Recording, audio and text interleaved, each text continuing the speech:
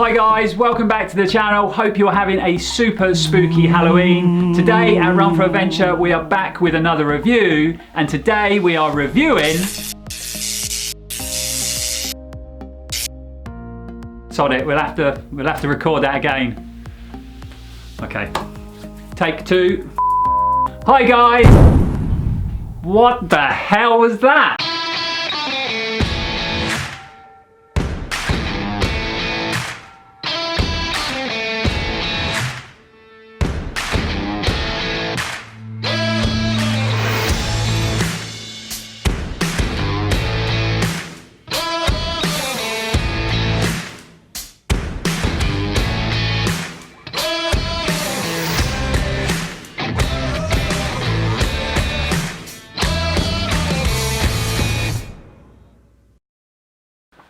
I need a light.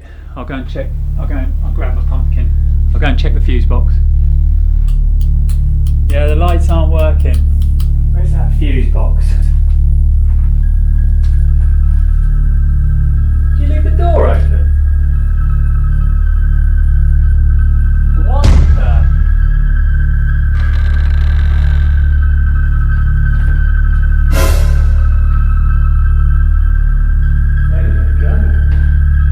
Hello? Can I help you?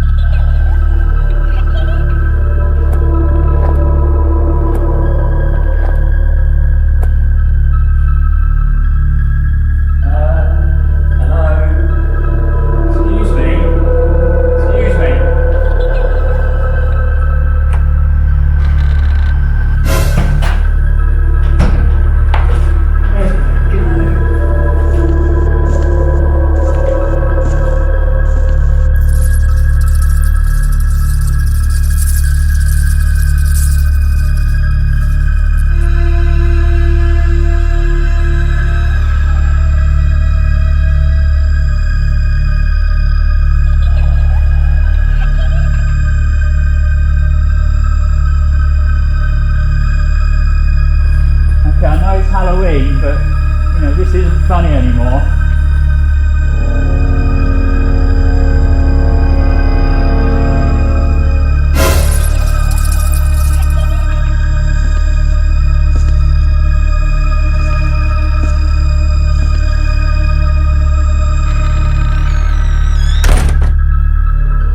That garage is private property. You really shouldn't be in there, you know.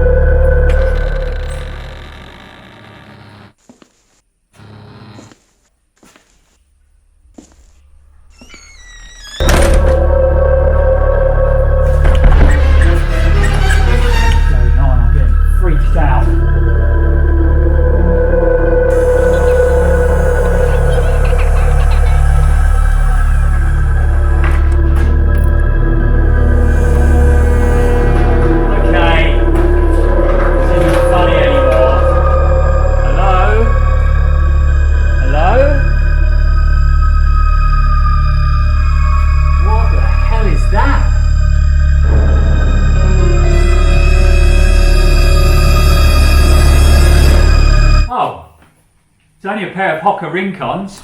Let's go and do a review.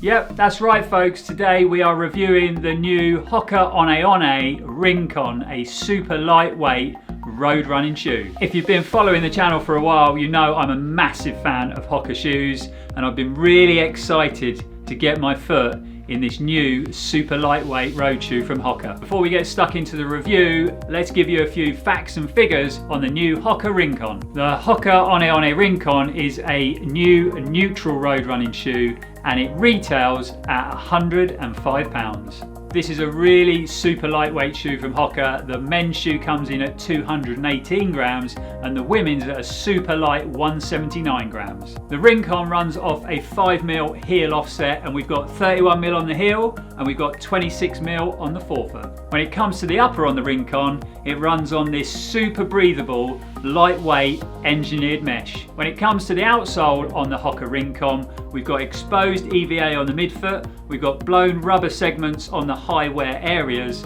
and we've got these flex grooves through that midsole to help with flexibility on toe off. We've managed to put 70 to 80 miles in the Rincon before the review, and the first thing I noticed was the fit of the shoe.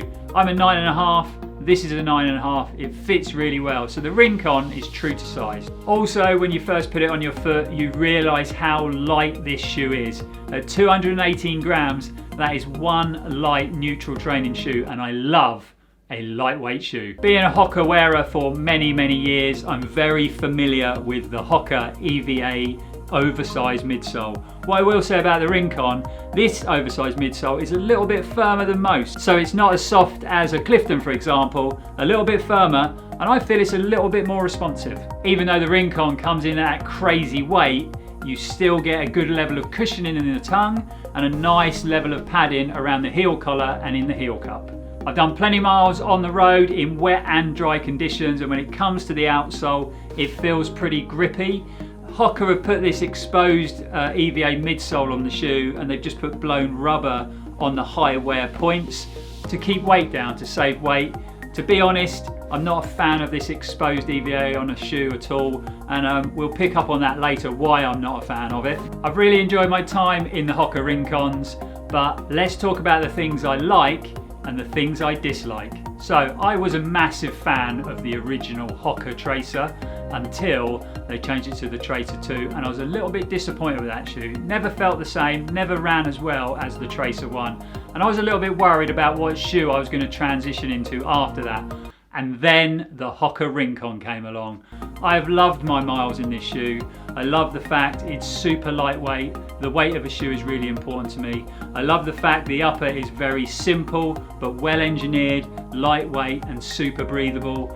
I love the fact the midsole is a little bit firmer than a lot of the Hoka shoes. I'm not a lover of really squishy soft shoes, but I do like some deep cushioning in them. So I think it's great that this shoe, slightly firmer, makes it a lot more responsive than a lot of the neutral road shoes in the Hoka range. I think the added flex grooves in the midsole have really helped with the flexibility of that midsole. Some of the Hoka shoes can feel quite stiff and quite rigid, and adding them grooves has made a really big impact on that midsole. On some of the previous lightweight Hoka shoes, they've really stripped back on the padding and the cushioning, but even though this is light, the tongue is really well cushioned, super comfortable with the laces pulled across it, and you still get a really nice comfortable ride out of that cushioned padded heel cup. Grip wise, when it comes to the outsole, we've had some pretty terrible weather lately, lots of rain, so I've been running lots of wet mileage in the shoe, and even though you've only got grip on them high wear areas, this EVA is actually very sticky to the road, so grip wise, really good. The shoe comes in lots of different colorways. You've got 3 different colorways for the men's and 4 for the women's. We managed to get our pair in this nice Halloween blood red. As you can probably tell by now, I am a massive fan of this shoe. I have loved every single step I've run in it, but there is just one little thing that's really bugging me, and that thing that's bugging me is this exposed EVA midsole. I'm not a lover of this. You know, I know it saves weight, but really how much weight would it add to add a little bit of blown rubber to this outside area of this exposed EVA? This is a high wear area on a lot of shoes, and already after 70 to 80 miles, this is starting to get torn up. I'm a little bit concerned about the durability on the midsole of the Hoka Rincon. Hello, Hoka? Yeah, I want to speak to someone in customer service. This exposed midsole? Come on, guys, put some rubber on your shoes. So that's how I felt running in the new Hoka One Rincon, but let's get some scores on the doors. The first thing we always score at Run4Adventure is price.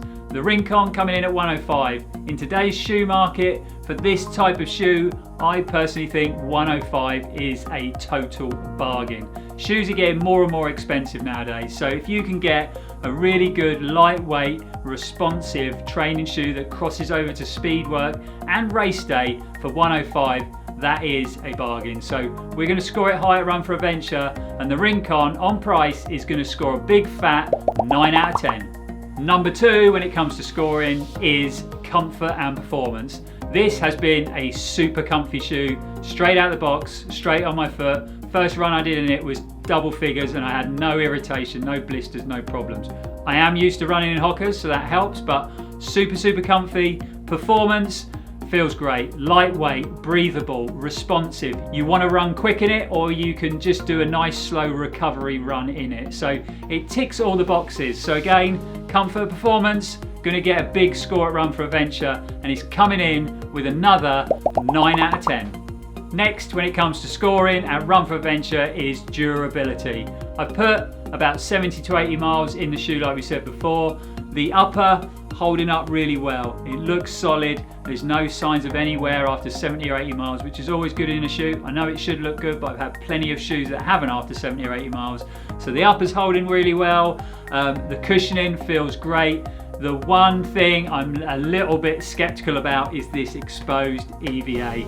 I've got wear, which we'll show you a close-up. We'll bring the cameras in a bit closer and show you what's going on. After 70 to 80 miles in the shoe, I strike quite heavily on the midfoot outside edge of my shoes, and I'm already starting to eat into that EVA. All it would have took was a bit more blown rubber. How much weight is that going to add, Hoka? Come on.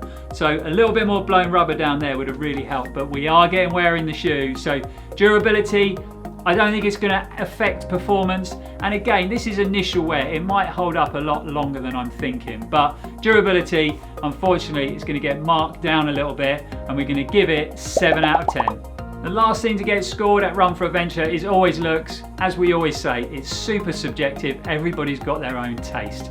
I personally really like the colorways of the Rincon. Lots of colorways to choose from in men's and women's. The red shoe that we've got, I like it. I like a red shoe. Go faster red, it makes me run quicker. But we're going to score it pretty high at Run4Adventure on looks. It's going to come in with a very respectable 8 out of 10. So when we add up all the points for the Hoka One Rincon at Run4Adventure, it comes in with a really positive score of 33 out of 40. Wrapping up the review with a quick conclusion on the Hoka Rincon. We love this shoe at Run4Adventure. If you're a Hoka wearer, or if you've never worn Hokas, the Rincon is definitely a shoe to get on your foot and give it a try. If you're after a neutral shoe, a neutral road shoe, and you want a nice lightweight upper, breathable shoe, responsive shoe that's going to do lots of training mileage, lots of speed work, like I said, it will cross over to race day, this shoe is definitely worth a try. And we mustn't forget, it retails at £105, which in today's market is so reasonable. This shoe is definitely worth checking out. That is a wrap on the review on the new Hoka One Rincon. Really hope you enjoyed it, guys. We hope it's given you a bit more information, a bit more insight into this awesome new lightweight road shoe from Hoka. If you did, please hit that like button. Don't forget, subscribe to the channel if you haven't already, so you can follow future content that we upload to the channel. As always, guys, get your comments in down below. Are you running in the Hoka Rincon? Are you enjoying the experience? Are you not enjoying the experience? How is that exposed EVA midsole holding up for you guys? Get them comments down below. Just a quick plug for the channel, guys. Our last bit of content we uploaded was a short film we made back in May. We went to Enduroman, a event that we love. We're really passionate about it, and we shot a really short film. We finally got around to editing it, and we uploaded it a week or so ago. If you haven't checked that film out, please go along and take a look. We put our heart and soul and many hours of editing into that film, so go along and have a look. And last but not least, guys, we just want to say a massive thank you. The channel is growing, we're getting lots of positive feedback. A couple of our short videos have got a lot of views lately and lots of positive feedback, so just want to say a massive thanks to all you guys that are following the channel, subscribe to the channel, liking videos and commenting. Cheers, guys, we really appreciate it. Hope you stayed safe this Halloween evening. We'll be back soon at Run4Adventure, but as always, stay safe and keep on running.